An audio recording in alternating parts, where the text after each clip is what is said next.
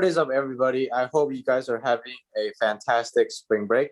Welcome to another Coding Minds web conference. The hosts for tonight are me and Nina. So tonight's presenter is Nathan, who is a 10th grader. So the ability to streamline important information in a paragraph is an important criteria for natural language processing algorithms. And it is also the key to judging the level of an algorithm engineer. So Nathan here, using his own research on related articles, revised the existing algorithm flow and technology, trained his own NLP algorithm, and achieved a high accuracy rate. So unfortunately, we don't have a Kahoot tonight. So Nathan, you may share your screen and begin. So as you said, the problem statement here is how can I streamline one's ability to determine the relevance of a given text relative to their objective? In layman's terms, this is basically just saying, given like a long body of text and given a question, which part of this text is going to best answer that question, right?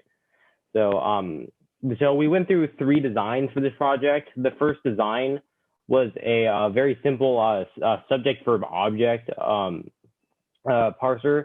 So basically, the approach here is that we parsed all the sentences using a library by punctuation, meaning we split up the text by periods. And then we used Spacey, which is an NLP library, to just find the subject verb object pairings. Because in a sentence, like I went to the store, the subject would be me, the verb would be went, and the object would be store. So then we just isolate that into those pairings, and then we would match those with the SVO of the question. So the weaknesses of this was that it's actually fairly inaccurate because the SVOs were like not the best way to determine the meaning of a sentence. So the accuracy was around 4 out of 9, and we failed to account for more advanced sentence structure, which would be a problem which we solved in the next approach. So in the second design, what we did is we basically parsed the sentences with an NLTK parser. So one of the problems with splitting up your text with periods is that abbreviations like the US or like Mr., like stuff like that, would also be parsed into separate sentences. So that would be a problem. And we used Spacey again to find the SVO pairings, but this time I wrote a different algorithm to like test for more advanced SVO pairings, because if I like said I went to the store and school, we would be unable to find like the school pairing as well. So we also like wrote an algorithm to determine multiple objects or multiple verbs and multiple subjects. And then once again, we matched the SVOs with Spacey's word matching.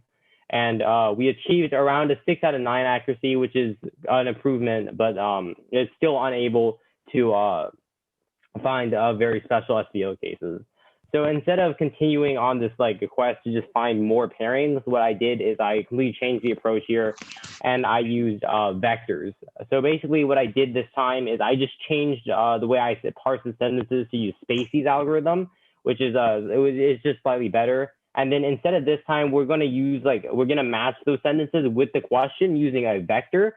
And the vectors I used is a library from Google called the Word2Vec. It's basically a pre-trained neural network.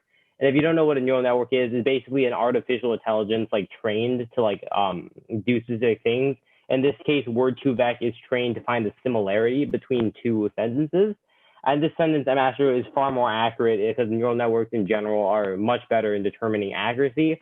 So in the end, we reached 24 out of 30 accuracy, which is an 80% accuracy, which is decent because a lot of the cases I put in were corner cases. There is still minimal issues with the sentence parser, and there are also issues if the user puts in vague questions that are extremely difficult to answer. So overall, this approach was pretty good, and then in the end, it was actually pretty successful. So then, yeah, this is just the data. I'll show you this in the demo later. So basically, we saw a 180% increase in accuracy from prototype 1 to prototype 3. And then we found that like neural networks are far more better than just like if else statements that like determine whether like what pairing it would be. And the final prototype is reliable commercially.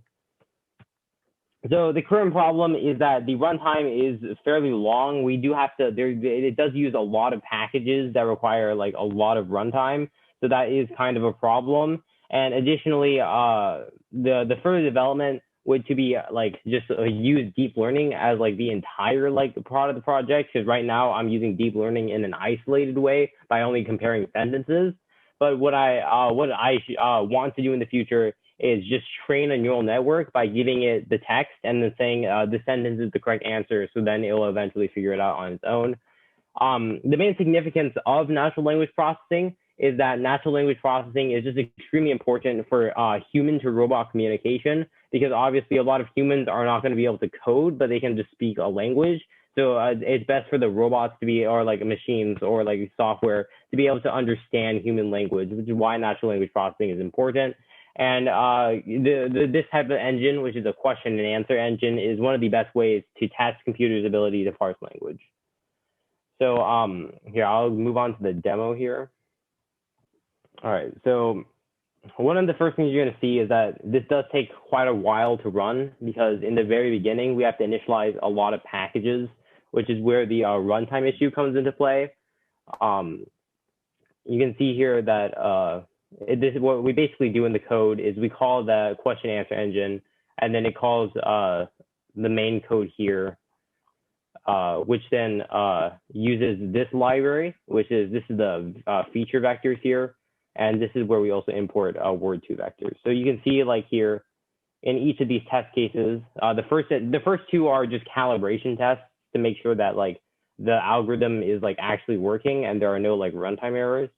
So you can see each one of these is an individual test case. Our test cases consist of a body of text and then 3 following questions. So you can see this would be text 1 and then question 1. So then the text would be here, and then basically what would happen is we print out the question we would ask. We would print out what the correct answer is that I chose beforehand, and then we would go over and see like these sentences that are ranked in order. So this signifies the correct answer each time here, and then yeah. So beyond question 2 is one of the more advanced ones. So basically in this one, what I just did is I took like New York Times articles and other like articles from news sources to, and I just plugged them in here. You can see the file up here. So basically this is the question list that we use. So it's just basically the name, the file, the question, and the answer. And then these are like the bodies of text that we use. Like this is this text right here. It's just a very long body of text here. So as you can see, we're just slowly doing all of these. And each of these ones, if there's an incorrect answer, it prints out the similarity that we had, and then it prints out the actual correct answer, and then it prints out the correct answer that the answer that we gave it. So a lot of these ones are like really just problematic, because a lot of these questions have multiple answers and a lot of them could be answered multiple ways. So that's one of the main weaknesses of this algorithm, and it would also be solved by using a deep learning approach. So right now we're halfway through here. In normal circumstances, what we would see is someone would just enter one body of text and one question. So in general, the runtime is like decent, but each time we run a new set of test cases, we have to read and parse a lot of new text, which is why it takes quite a while. So you can see here, we're getting mostly correct answers. Yeah. And then we can just wait for this to finish. Yeah. I'll also like just explain the code while we're doing this. So basically, what we first do is I ran this Python file first. Basically, this is just printing all of the data that you see here. You see that we're printing all of these, and then we're just passing in all. So we first have to parse the text, which we take from the these test case file, and then we also and then we just right here we just go and then send it into the question answer engine task. And then over here, this is just a calculation of the accuracy at the very end, which we'll see. And then this is just a bunch of print statements that print out what you see here. So then on the question answer engine task, basically we have a bunch of these imports. You see Spacey here, and then these two are just part of Spacey. So then we define our engine, and then we load our libraries here. That's what the first two ones are about. And then here we just do the main algorithm. You see here we strip the sentences. We send the sentences to Spacey matching here, which is the other part of the code. And then so here, after sending it here, we have this average feature vector where we send the sentence and the model, which we just imported there, the rest of the model. So basically, what we have is a bunch of vectors here, which this is the pre-trained neural network, and then it does this calculation here, which is basically what how you use Google's neural network. It basically gives you a so basically what it does is it uses a cosine formula to evaluate the distance or how different the two sentences are, and we subtract that by 1 to get the similarity. So then it returns the similarity, and then it returns that back, and then we just rank those sentences in order of similarity, and then we return it back to our question list, and that's how it works. So in the end, you can see that we got 24 correct out of the 30, and the accuracy is 80%. All right. Does anyone have any questions? Wow, yeah, that's very impressive. So I guess to start off, how long have you been coding? I've been coding in Python for 3 years and Java for 2.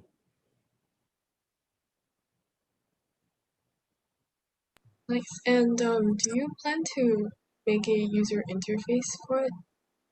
The user interface is already set up. I already have all the HTML code done, and I already have the server. The thing is, it's not running right now because I have to renew the domain name. Were there any inspirations that you took from? The major inspiration I took was really just from Spacey, which is the library I use. Spacey has a lot of great resources for using NLP. In general, there aren't a lot of code that's like this because a lot of the major like industrial NLP systems use a lot of like other data, because Google obviously uses your search history, they uses your preferences, they use your settings, they use a bunch of other things to like make their NLP a lot more accurate, which is why a lot of code in just public space isn't that great for just regular commercial use. Wait, do you want me to stop sharing? No, it's okay. You can keep it up. Also, I think maybe maybe some of our audience members are not very like familiar with natural language processing. Do you want to go back to your code and like specifically the processing part? How long does that take? You said that it takes a while. Like. Okay, so the processing, basically, the main reason why it takes so long is just these 2 lines of code right here. We have to load the neural network that Google provides, and we also have to load the entire like Spacey library, because we have to load most of the dictionary as well as a lot of other important things that allows this code to run, which is why the initialization at the very beginning is pretty difficult. But natural language processing really is just like converting like language, our natural language, into something that like a computer can read, right? Because obviously when you read a sentence, a lot of things goes through your mind that allows you to understand what that sentence says, but we basically have to break down that process for a computer. Yeah, I think that's a really good explanation.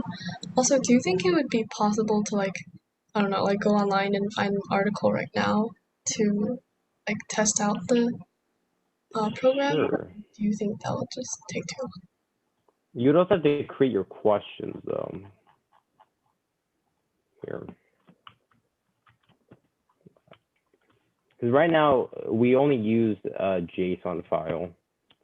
So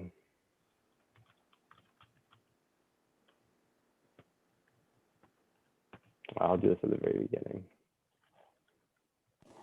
Have you tested real data before?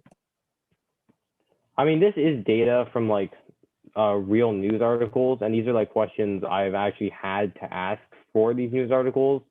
Generally, what I just do is like if I ever like need to do a research paper or something, I'll generally just like find the sources I have and just use those sources to like test this engine because it's more real. Nice.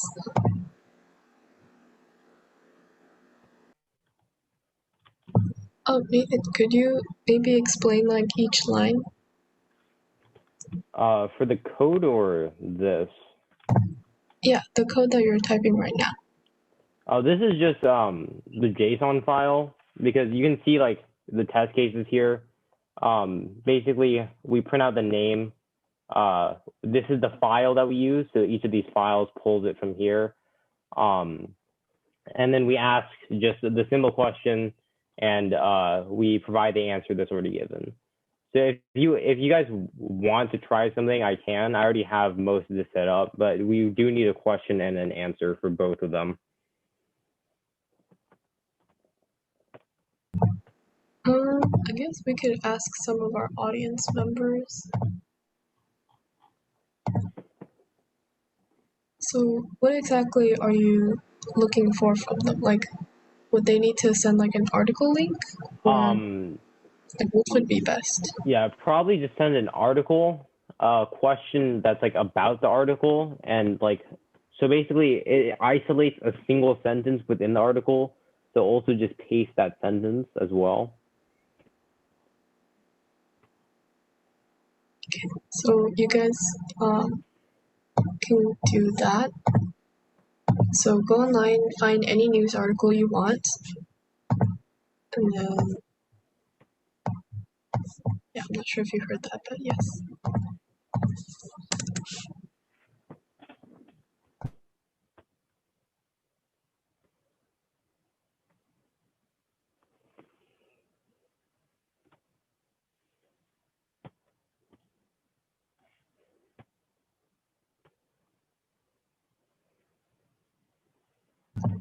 Okay, I found one.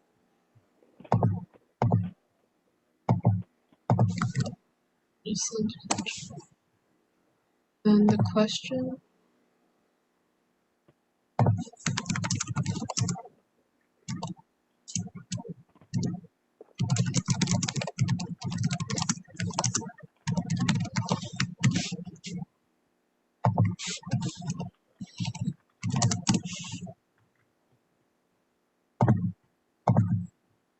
Okay, I sent it in the chat. Do you think that this would work? Yeah, well, I have to copy and paste the article without like a bunch of the other random stuff because the problem is like there's a lot of ads on a lot of articles. So here. Okay. Let me add this to the text file. Okay, that's not going to work because that has to be condensed. Okay, hold on. I think you can just use like the first two paragraphs since I think the answer is in there, so Okay. it might take less time. Yeah, it's fine. I copied it. Okay. Why is this giving me an error message? Oh, it's not committed to Git. Okay. Here.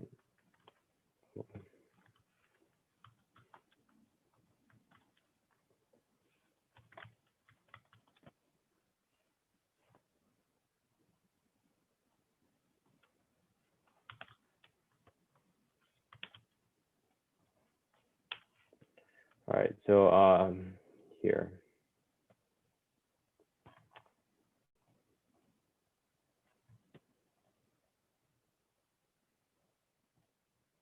All right, so basically in this process, what we have to do is we have to find the sentence specifically, which is this, and then we have to copy and paste this into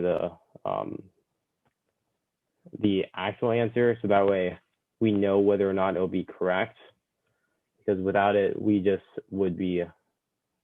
wouldn't know if it's correct or not. So I'm not sure if this is a problem because this is not capitalized, because on the server it isn't, but on the local it might be a different story. We can just see if it'll work or not.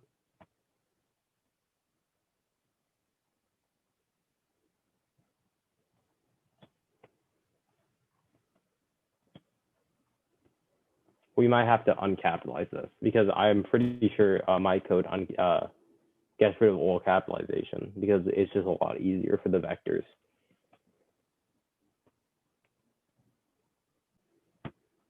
Okay, hopefully this doesn't return an error because I haven't committed this to GitHub.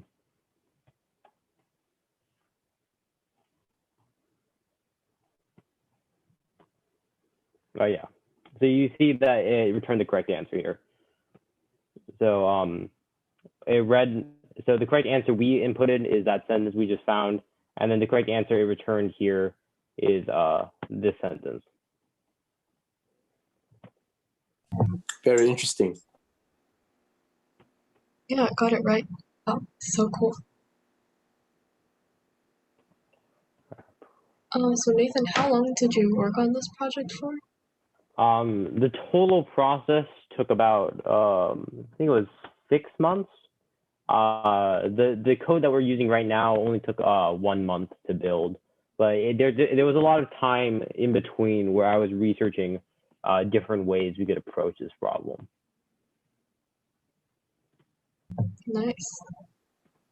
Do you think you're going to build it into an app or a website? It's already been built into the website. The HTML code is somewhere here. But yeah, right now I just have to refresh the domain name. But other than that, yeah, everything's ready to go.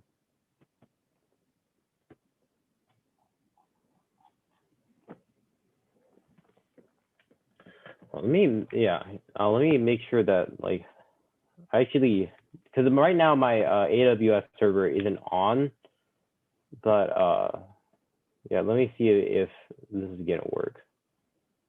I don't think it's gonna work without an AWS server. Do you have a domain name already?